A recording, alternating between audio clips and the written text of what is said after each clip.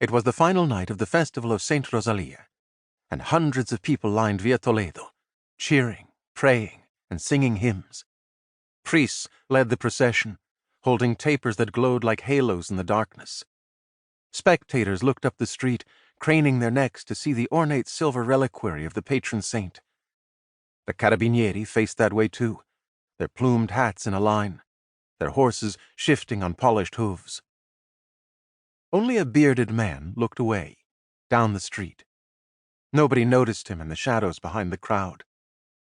He kept his eye on the wealthy families privileged to stand on the Quattro Canti, or Four Corners, which was the intersection of Palermo's two most important streets, Via Toledo extending to the harbor, and Via Maqueda bisecting the capital. The procession moved down the street, and the crowd's fervor intensified, anticipating the reliquary. People kissed pictures of the young saint, held roses up to her, and cheered, "Viva Palermo! Viva Santa Rosalia!" Among the privileged on the Quattro Canti, the husbands surged forward to see better, and the wives remained behind with the children. The bearded man threaded his way to a little boy standing with his mother at the back of the Quattro Canti. He snuck up behind the boy and waited for the moment to pounce. The saint's reliquary popped into view, and the crowd erupted in shouting, cheering, and weeping. The boy's mother burst into pious tears, and the bearded man made his move. He pulled a marionette from under his cloak and showed it to the boy.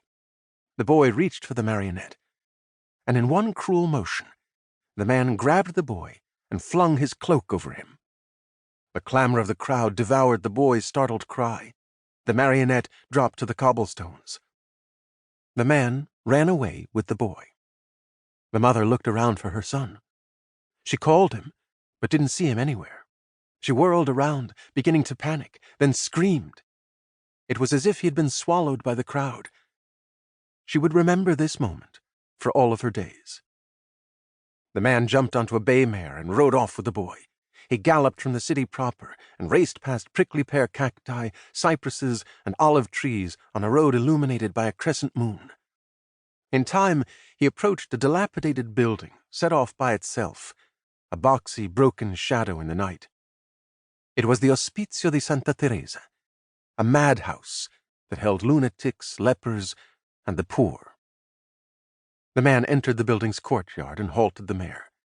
He dismounted and threw the crying child over his shoulder, then banged on the door, which was opened by a guard. The kidnapper handed the boy over with a sack of ducats, then left. The guard pocketed the ducats and took the boy inside the madhouse. The place was dark at this hour, though it was never quiet. The wails, rants, and cries of 100 lunatics echoed throughout its stone walls. The guard crossed the entrance hall with the boy and entered the kitchen, where the only illumination came from the moon filtered through a dirty window. "Sit, boy!" The guard dumped the boy onto the wooden table.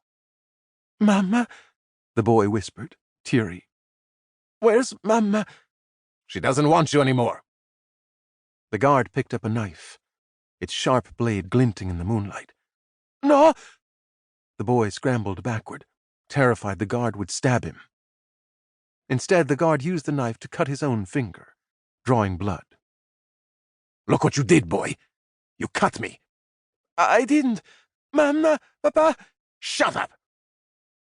The guard picked up the boy, left the kitchen, and crossed the entrance hall.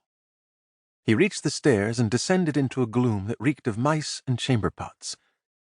He lumbered down a hallway lined with the cells of the male lunatics. The walls were of crumbling plaster, and the metal doors dented from within. "Renzo! Renzo!" one of the lunatics shouted. "Renzo, I'm hungry!" shouted another. "Let me out! Please! I beg you!" The guard reached the end of the hall and stopped at an open door, scattering the rats. He entered a cell that contained only a chamber pot and the frame of a bed with no mattress.